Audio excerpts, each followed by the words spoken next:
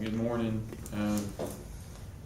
I want to start off doing what might seem like kind of a technical clarification because I just want to be precise and I don't want anybody to think that we're heretics. So, also apologize because it is like 6:30 in the morning here. If you're watching this on the internet, this is because the reason we look like we're zombies is because it is early and it takes me a while to get warmed up, so I apologize. So this word on the board, lam-natseach, which I've alluded to many times before as a result of the fact that it is the title, the opening title to so many of these psalms. The last one that we looked at with this title was 22. Psalm 22. I've been saying that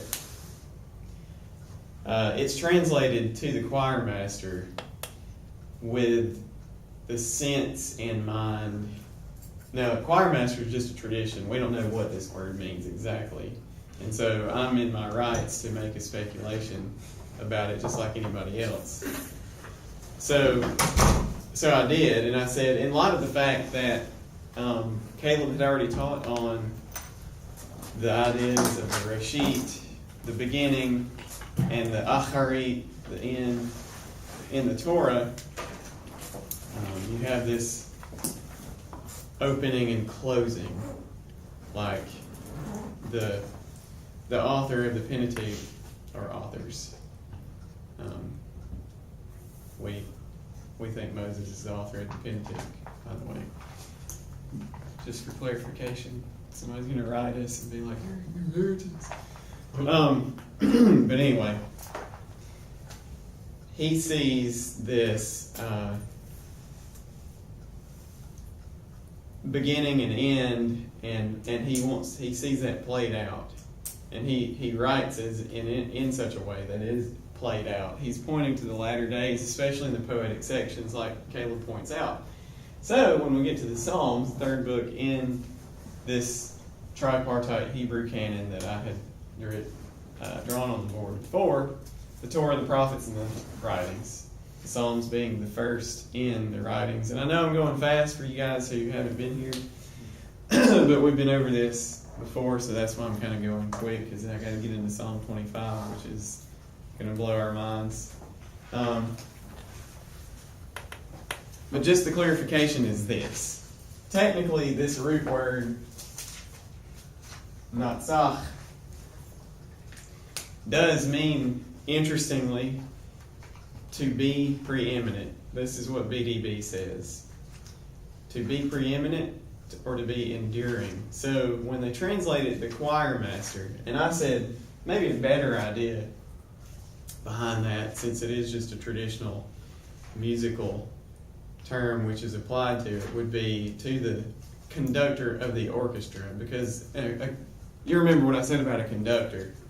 He begins the piece and he closes the piece, and apart from him nothing happens in that musical piece. So he's the one presiding over that masterpiece.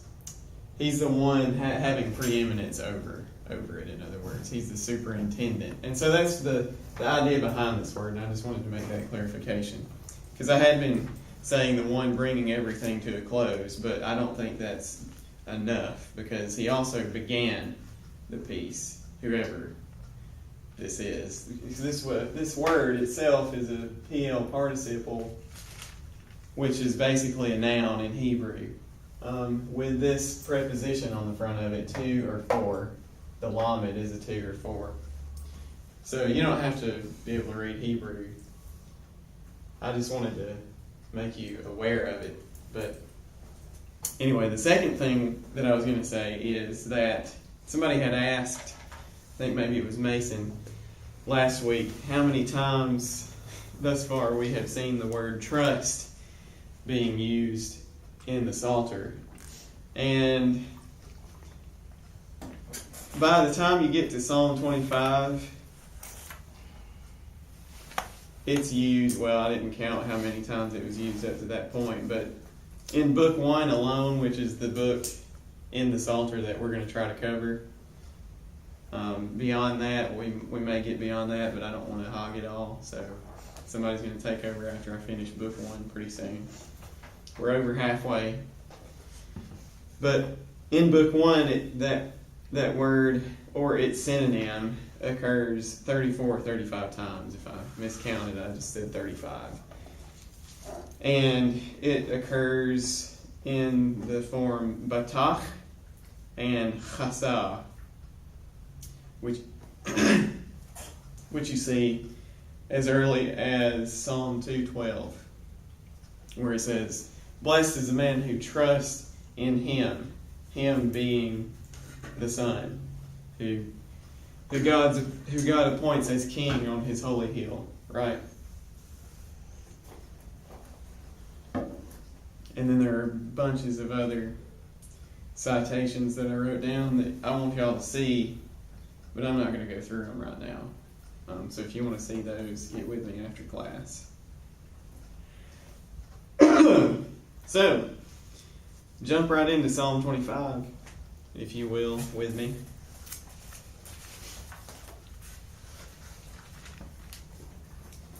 It starts out the same, pretty much the same way the last two have. The last two start out, Mizmor LeDavid, a psalm of David. This one just starts, LeDavid, of David. And it says, "To you, O Lord, I lift up my soul. Oh my God, I trust in you." There's that word. Big time, important theme that's going on here thus far.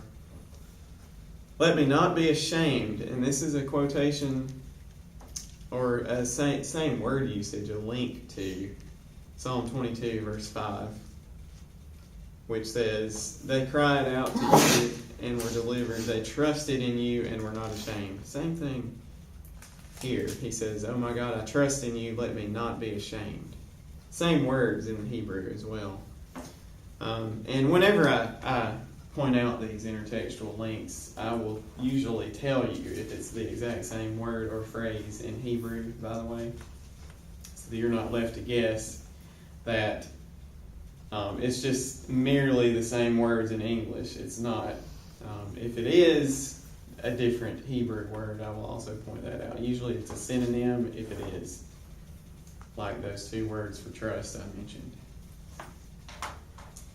And in verse 3 it says, "Indeed, let no one who waits on you be ashamed. Let those be ashamed who deal treacherously without cause." And he says, "Cause me to know your ways, O Lord. Teach me your paths." And this is like what is requested, or what is stated in some cases, in Psalm 1:6 and 5:8. If you want to look back there. Psalm 1:6 says, "For the Lord knows the way of the righteous, but the way of the ungodly shall perish." Here he's saying, "Cause me to know your ways, O Lord. Teach me your paths." In 5:8 it says, "Lead me, O Lord, in your righteousness because of my enemies. Make your way straight before my face." And even in Psalm 18, verses 30 and 32, where it says, "As for God, his way is perfect. The word of the Lord is proven. He is a shield to all those who trust in him." Verse 32 it says, "God who arms me with strength and makes my way perfect." Now the word "way" occurs a lot in Hebrew, so it's not like, wow, but up till this particular psalm, I have kept my eyes focused primarily in the Psalter. You've noticed that. I have gone outside of the Psalter on this particular psalm because it was so so fruitful to do so. And let me just say, it's fruitful to do that in general. The only reason that I haven't done that is because I've wanted to minimize the length of activity that we've spent outside of the Psalms, because I know that it's linked intertextually to the rest of the canon, but I just, we could spend all this hour and a half class time on a half of a psalm or 2 or 3 verses if we spent all the time digging out single thing that we could find. So I've just focused on the Psalms itself until I got to this one because it was just so rich.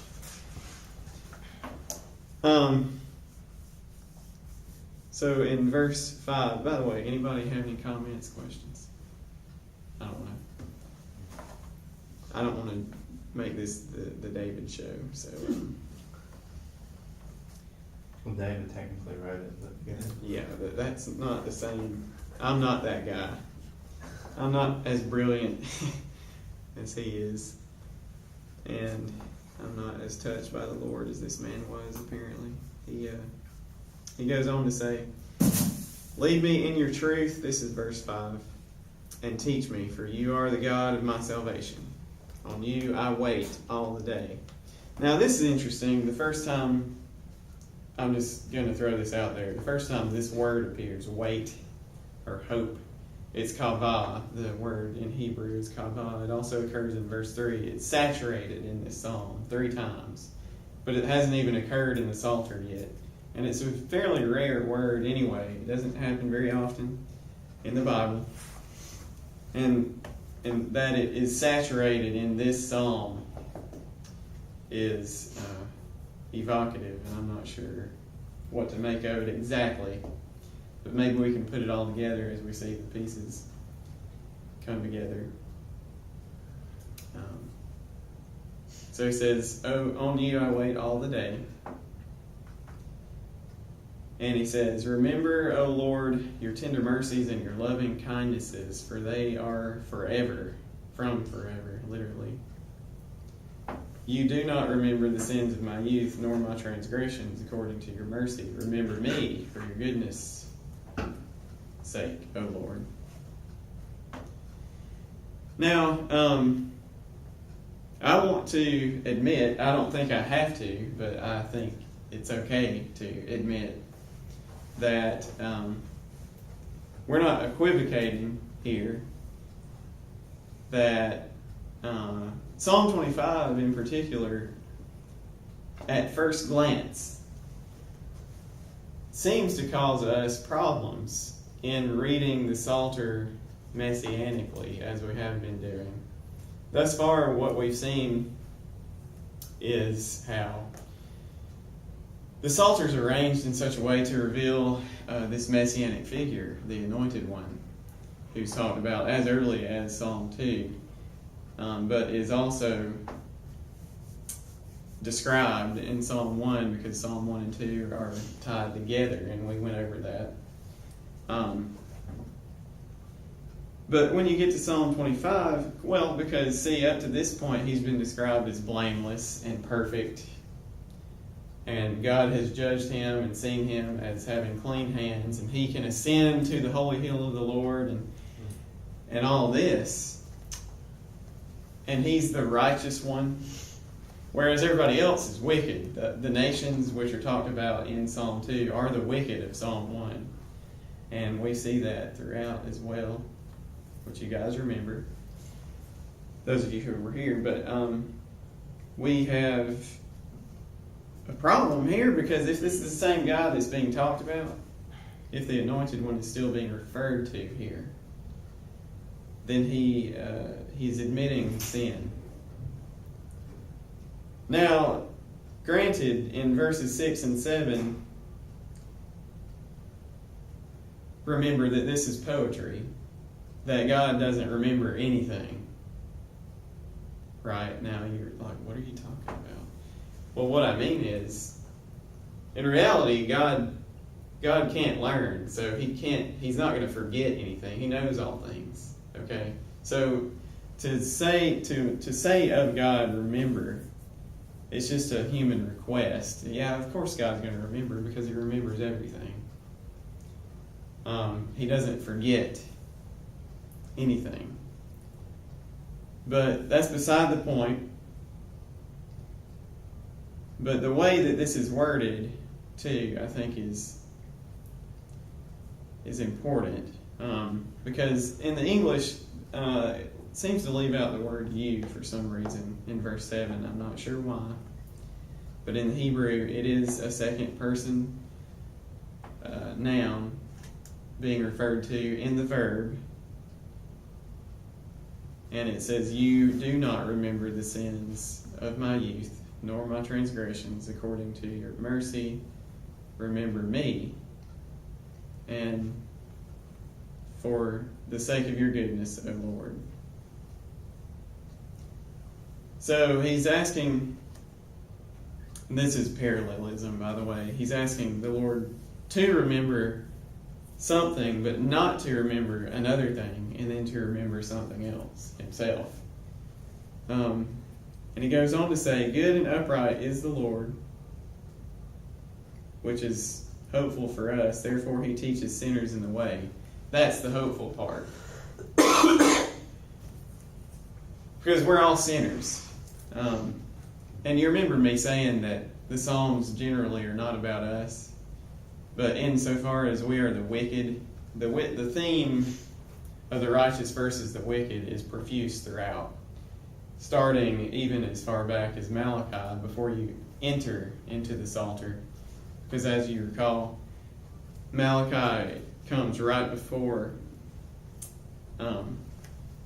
the Psalms in the Hebrew canon, and you remember probably doing this exercise too, which you guys never saw online because we couldn't get the video to work for session 1 of this class, of this particular class. But basically, all I had done is print out all the intertextual links between Malachi and Psalm 1, but I didn't put any verse or chapter divisions, so that it appears to be one flowing story. And indeed, that's the indication you get if you look at it with different eyes. So, in general, though, I was saying that the Psalms are about the anointed one, but he's contrasted with the wicked, who are his enemies, who hate him, who want to kill him, and that's pointed out several times, especially culminating in Psalm 22, which we just read, where they do kill him. And then in Psalm 23, God raises him from the dead and establishes him in his house forever, which is really amazing, I think. Not to be taken too lightly. But here, as the sinners, as the antagonists here in this story, we're the sinners. And he says, therefore, God teaches sinners in the way. This way which the main character here is speaking. I'm not going to say who this is just yet, but the main character says in verse 4, calls me to know your ways, O Lord.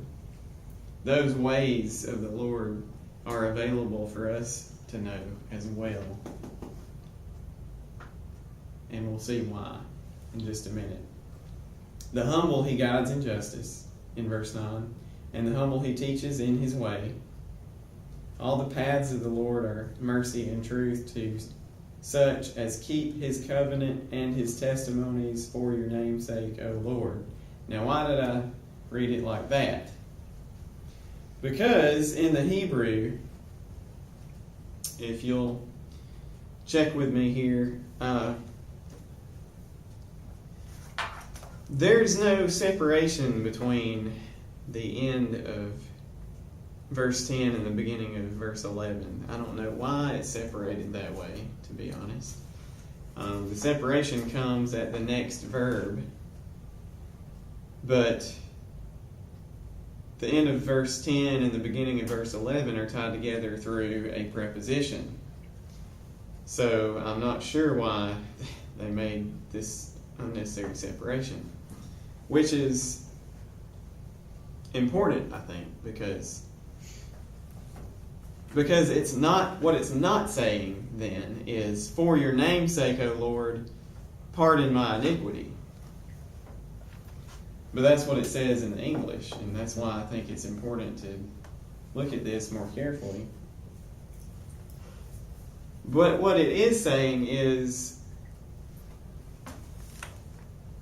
all the paths of the Lord are mercy and truth to such as keep his covenant and his testimonies according to your name, O Lord.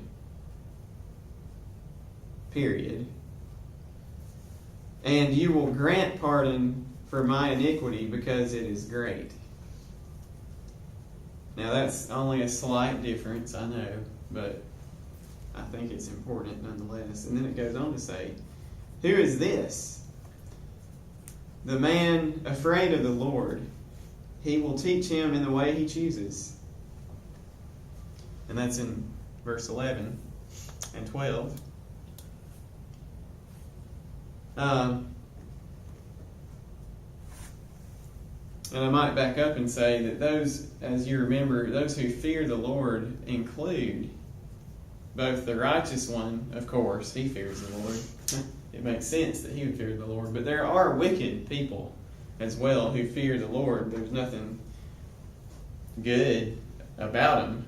But remember what Malachi says, that a book of remembrance will be written for those who fear God. They will become his special treasure, or his segula, as Caleb pointed out in his classes. And that theme is picked up and followed here, especially in the writings where the fear of the Lord, that concept of the fear of the Lord, is everywhere, especially in the Psalms and Proverbs, even in Job, and throughout Ecclesiastes as well. But you remember that probably just from reading Psalms and Proverbs on a daily reading plan or something like that. In fact, Proverbs begins by saying in verse 7 of chapter 1, the chief thing, or the first thing is, or the beginning of wisdom is, the beginning of knowledge is the fear of the Lord. So that's your starting point, in other words. It's the top, the best thing. And so, held out here for the wicked is that if they fear the Lord, there's hope for them. But how? Okay, just bear with me. We're going to see how. We've not been able to answer how yet, but we've seen how hope is somehow held out for those who fear him, but we don't know how, because they're wicked. God is going to destroy the wicked, he says. Only the righteous one will stand in God's judgment, from what we've read thus far. But the wicked, he says, will perish in the way, and he says that over and over again since Psalm 1. So how in the world is there any hope held out for those who fear him, despite the fact that they fear him? They're wicked. In verse 13 it says, his soul, this one, those who fear him, that is, his soul, the man that fears him, shall abide. Literally it says, his soul in good shall abide, and his seed shall inherit the earth. Now at this point, I want to take you to Isaiah chapter 52.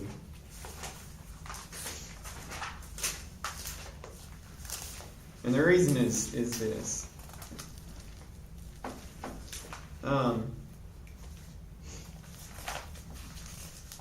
We'd read in Psalm 19 about the servant who came into the picture again from outside of the Psalms in chapter 18 at the beginning, where David is called the servant of the Lord, a title that is not used very often of anybody, believe it or not, except for Moses and I believe Joshua.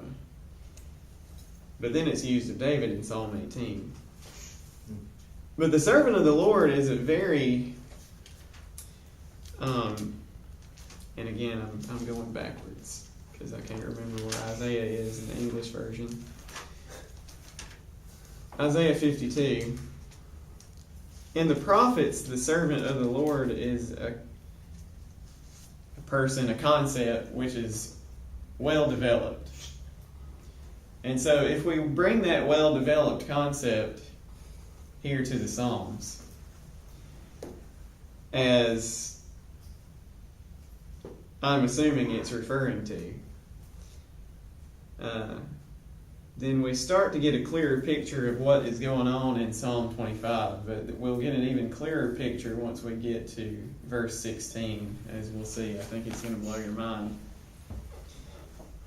But if you'll read with me in 52, Isaiah 52, verse 13, it talks about this servant. And it talks about the servant of the Lord in chapter 49 as well, which we read last week. So I'm not going to try to go back over things that we've done, but because of time constraints. But this Isaiah rather says, "Behold, my servant shall deal prudently. He shall be exalted and extolled and be very high. Just as many were astonished at you, so his visage was marred more than any man, and his form more than the sons of men. So shall he sprinkle many nations." Remember, the nations are the wicked in the Psalms. "Kings shall shut their mouths at him." Those kings that had exalted themselves against him in Psalm 2. In this context, over here in the Psalms, that's who they would be. "For what had not been told them, they shall see, and what they had not heard, they shall consider." Who has believed our report, though? And to whom has the arm of the Lord been revealed? For he shall grow up before him as a tender plant, and as a root out of dry ground. He has no form or comeliness, and when we see him, there is no beauty in him that we should desire him. He is despised and rejected by men, and we see this in the Psalms over and over again. "And a man of sorrows, acquainted with grief, and we hid, as it were, our faces from him. He was despised, and we did not esteem him." Isaiah here is saying we did this, whoever we are. I'm going to go ahead and include myself in that. I don't know that I have any right to just yet without proving it, but I think I can prove it. I unfortunately don't have time. But anyway, he goes on to say, "Surely he has borne our griefs and carried our sorrows, yet we esteemed him stricken, smitten by God, and afflicted. But he was wounded for our transgressions, he was bruised for our iniquities, and the chastisement for our peace was upon him. And by his stripes we are healed. We all like sheep have gone astray. We have turned everyone to his own way, and the Lord has laid on him the iniquity of us all." Now this is really important to understand Psalm 25. Well, let's go on. He was oppressed and he was afflicted, right? Yet he opened not his mouth. He was led as a lamb to the slaughter, and as a sheep before its shearers is silent, so he opened not his mouth. He was taken from prison and from judgment. And who will declare his generation? For he was cut off from the land of the living. The Psalms declare that he dies. "For the transgressions of my people he was stricken, and they made his grave with the wicked. But the rich at his death, because he had done no violence, nor was any deceit in his mouth. Yet it pleased the Lord to bruise him. He was put to grief when you make his soul an offering for sin. He shall see his seed. What did we just read? He shall prolong his days, and the pleasure of the Lord shall prosper in his hand. He shall see the labor of his soul and be satisfied. By his knowledge my righteous servant shall justify many, for he shall bear their iniquities. Therefore I will divide him a portion with the great, and he shall divide the spoil with the strong, because he poured out his soul unto death, and he was numbered with the transgressors, and he bore the sin of many and made intercession for the transgressors. That is important too. He made intercession for them. Now, this ties to the Psalms and what we've seen thus far in so many ways. It's not worth arguing over. Okay?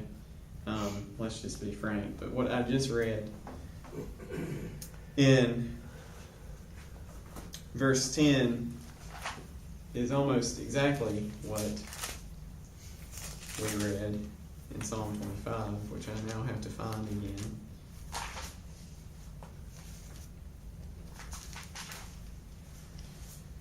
Where in verse 13 it says, his soul in good shall abide, and his seed shall inherit the earth. This says, when you make his soul an offering for sin, he shall see his seed, and he shall prolong his days. So I would say this is an intertextual link, among other things, to the Psalms in general, and that we would be reading the Psalms in light of the prophets anyway. If we're saying that Psalm 1 is tied so closely to Malachi, chapter 3 and 4, the end of Malachi, then it's also inextricably linked to the whole book of the prophets. The Psalms should be read in light of everything that came before them, indeed.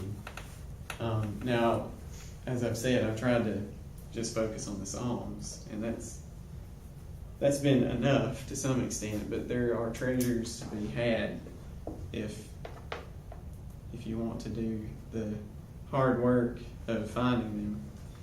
And I happened to find one last night. I didn't mean to, but I'll get to it. Let's read verse 14, where it says, the secret of the Lord is with those who fear him. Now, you remember that when Caleb was teaching, we talked at length about Deuteronomy 29:29, where it says that the secret things belong to the Lord, but the things revealed belong to us and our children forever. Now, it's true that the word for secret is different here. And so I'm not sure how closely you can relate this to Deuteronomy 29:29. But in light of the fact that he goes on to say, and he will show them his covenant, or he will make them know his covenant, I would say that it's a pretty close relation, perhaps, because held out for those who fear God, again, is this promise that God will tell his secrets to them. We're rolling again. Our tape stopped, but we got a tape. What's a tape? I don't know. Our memory card got full, so we had to restart. Memory cards are New Testament. Old Yeah, Testament, that's right. tapes. Caleb was saying that I'm being too humble about this secret things of the Lord. Because, say what you just said, Caleb. Okay, this is directly connected to Deuteronomy 29:29 about the secret things belong to the Lord, because in Deuteronomy 29:29, the whole premise is Israel is not going to inherit the land, and they're going to be taken down in brimstone, and the nations are going to be saying, what in the world has happened? Why has God done this? And the response is, because you forsook the Lord. But the secret things belong to God, meaning God's got something up his sleeve, even though you guys are going to fail miserably. Okay? And the whole premise of Deuteronomy 29:29 is about inheriting the land. Whereas with this guy, it says his seed will inherit the land. Yeah. Okay, and the secret thing belongs to the Lord, and he will make them know his covenant. Well, Deuteronomy 29:29 is about the covenant. It's dealing with the covenant. So what did God have up his sleeve in Deuteronomy 29:29? Well, it's not told specifically, directly, Yeah. right there. What is God going to do? Well, the prophets tell you.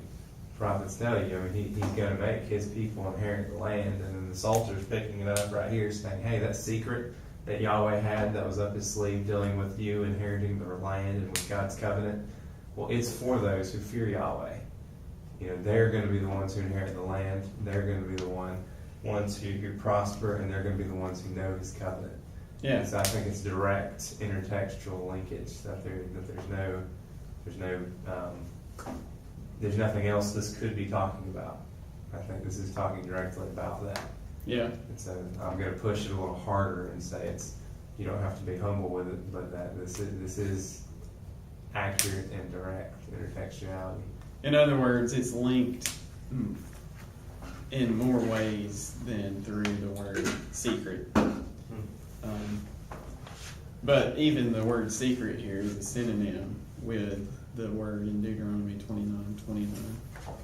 But you also have the seed and the land The covenant. coming into play here, and the covenant.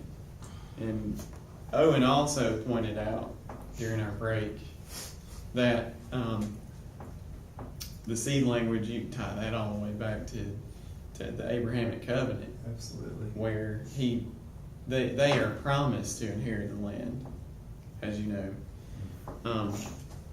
Which, you know, again, I would love to draw more of these things out, but as I've said, because of time restraints and things, I've not been able to. But y'all jump in anytime. So in verse 15, he says, my eyes, this is the main speaker again, he says, my eyes are ever toward the Lord, for he shall pluck my feet out of the net. This is like Psalm 9:15.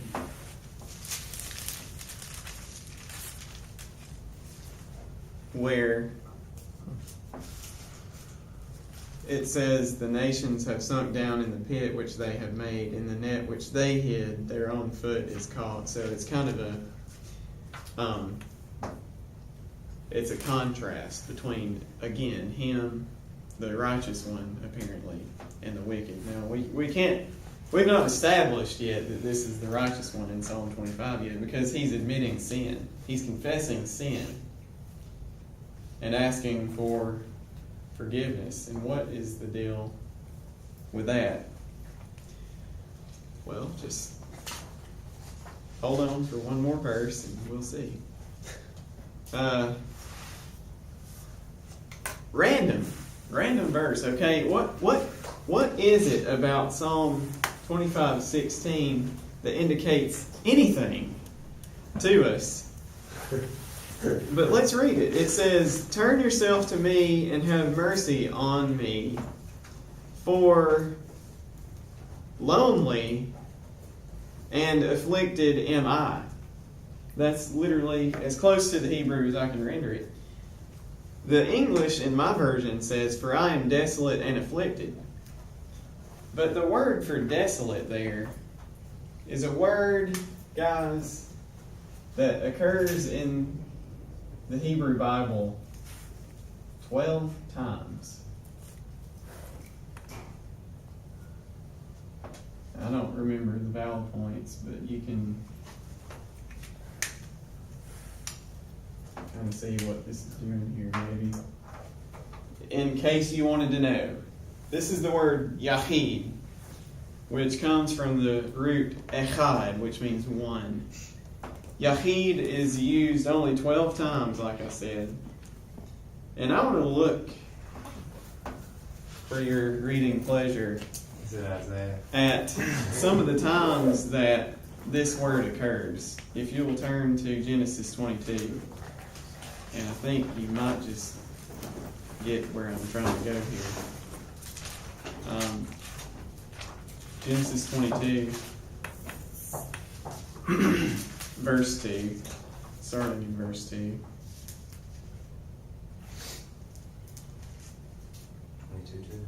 Yep.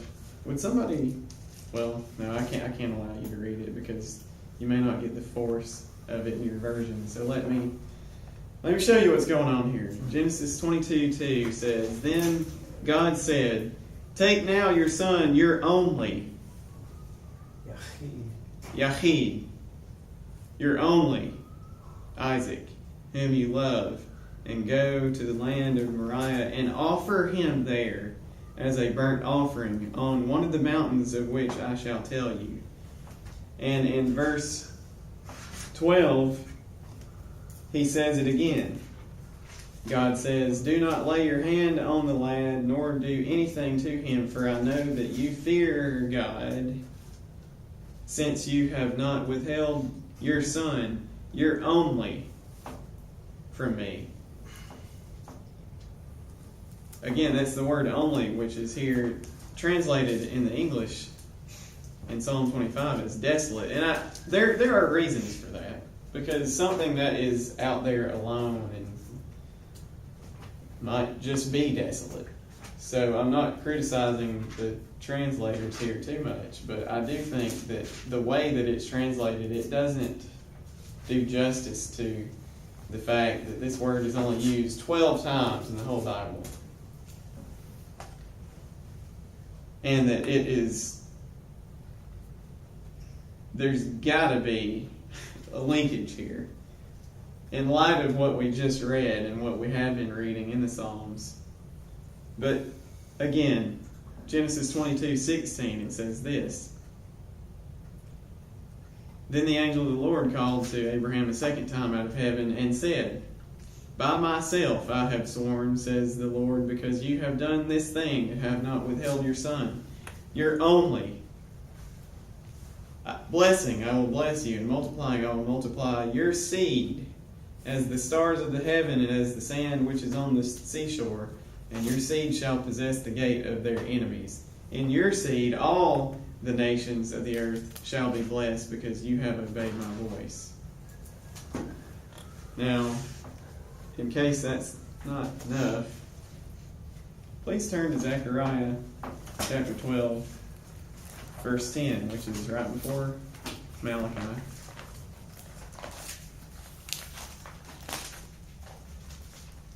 Zechariah 12:10.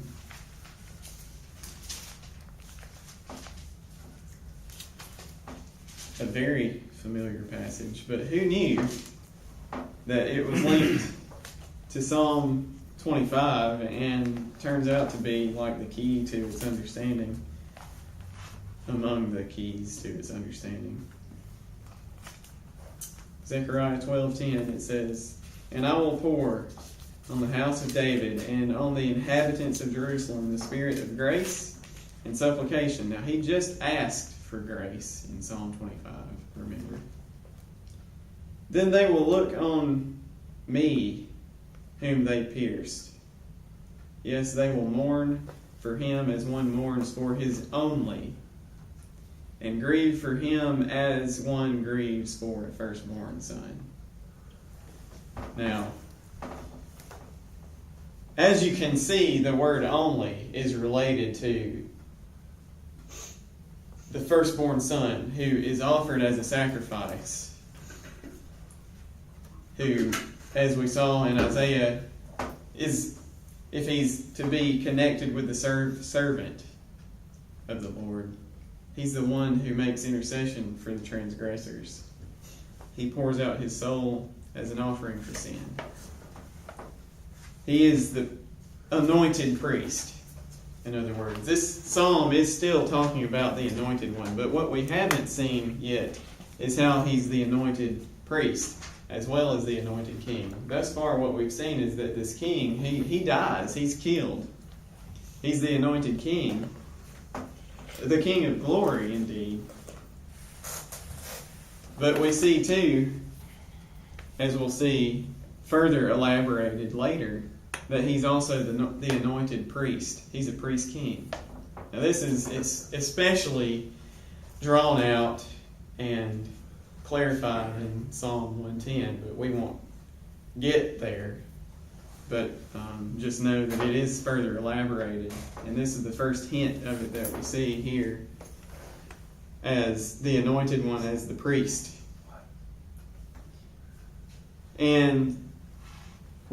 But just let me continue on. Now that I've whet your appetites. Psalm 25:17 says, "The troubles of my heart have enlarged. Bring me out of my distresses." This is almost an exact quote from Psalm 22:11, where it says, "Be not far from me, for trouble is..." No, this is not an exact quote, I'm sorry. But it's an intertextual link nonetheless through the word phrases, trouble. "Be not far from me, for trouble is near, for there is none to help me." And here it says, "The troubles of my heart have enlarged. Bring me out of my distresses. Look on my affliction," it says in verse 18, "and my pain, and forgive all my sins." Literally, it says in the Hebrew an interesting word which is not used for forgive very often. And it doesn't even have the connotation of forgive. It's common word, nasa. It means to lift up. And so, literally, it says here, "And look on my affliction and my pain, and lift up for all my sins." Whatever that means. "Consider my enemies, for they are many, and they hate me with cruel hatred." How many times have we heard this? "Keep my soul and deliver me." Same kind of prayer as in 18 verse 17, where it says, "He delivered me from my strong enemy and from those who hated me, for they were too strong for me." He goes on to say in 25:20, "Let me not be ashamed, for I put my trust in you." This goes back to verse 3 of this same psalm. "Let integrity and uprightness preserve me, for I wait on you." This is almost like Psalm 7 verse 8, where it says, "The Lord shall judge the peoples. Judge me, O Lord, according to my righteousness, according to my integrity within me." Here he says, "Let me not be ashamed, for I put my trust in you. Let integrity and uprightness preserve me." Same two words as in Psalm 7:8, rather. And again he says, "For I wait on you," which is also stated in verses 3 and 5. Then he says this, "Redeem Israel." He's praying for Israel. "Redeem Israel, O God, out of all his troubles." I'm going to say this is a priestly prayer for his people. As the anointed priest and the sin offering, as the son who is offered up on the altar. And in chapter 26, we'll see the word altar come up in the discussion out of nowhere. It's not mentioned yet in the book of the Psalter, as far as I remember. But I just think it's undeniable to the point. I don't think it's undeniable, but it's pressing it's pressing beyond reasonable doubt to say that it's a coincidence that he says in Psalm 26, "I will wash my hands in innocence, so will I go about your altar, O Lord," when he has just in Psalm 25 prayed essentially a prayer of confession as the anointed priest for his people. Because let's turn back to Leviticus and establish this fact. A priest, the high priest, he stands in the place of the people so that whatever he does, it happens to the people. Whatever the people do, he stands in their place. So go back to Leviticus 4.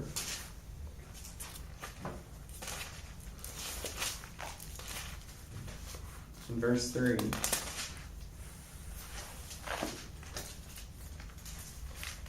David, would you say that's true of the king as well? I would.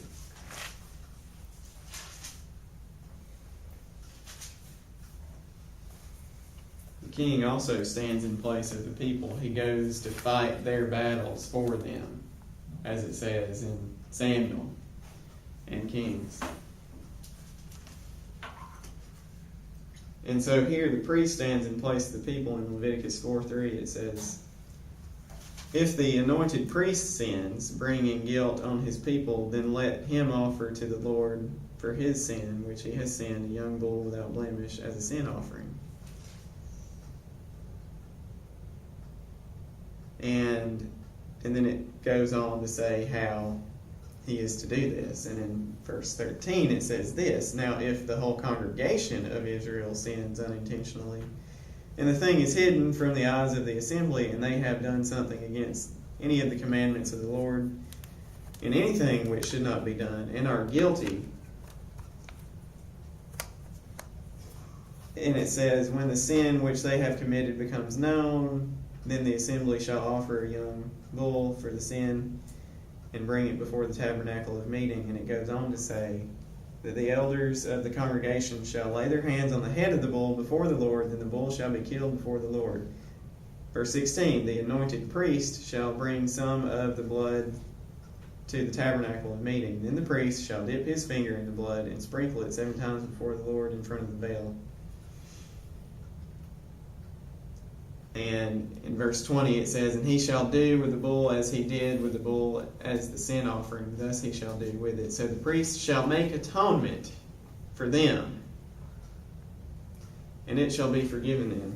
Now, throughout the book of Leviticus, that same statement is made, which we just read. "So the priest shall make atonement for them, and it shall be forgiven them." So the priest shall make atonement for them, and it shall be forgiven them. Over and over and over again, it says that in Leviticus. As the priest stands in place for the people. And the offering, too. Did you notice how the bull stands in its place as the sin offering for the whole congregation? Now, in this case, as we saw in Isaiah 53, it's the servant of the Lord who is the sin offering for nations. And he's also the anointed priest who makes intercession, as Isaiah 53 says. He makes intercession for their transgressions. He confesses them, in other words.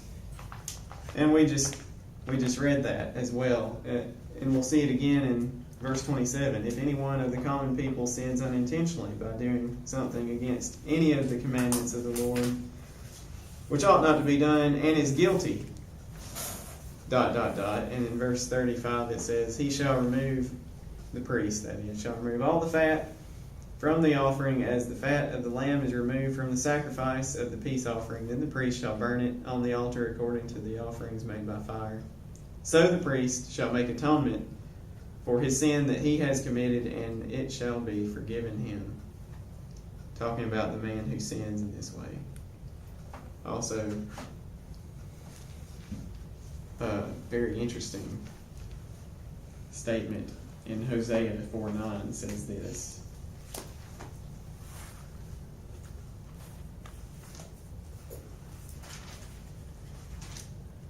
Hosea 4 verse 9.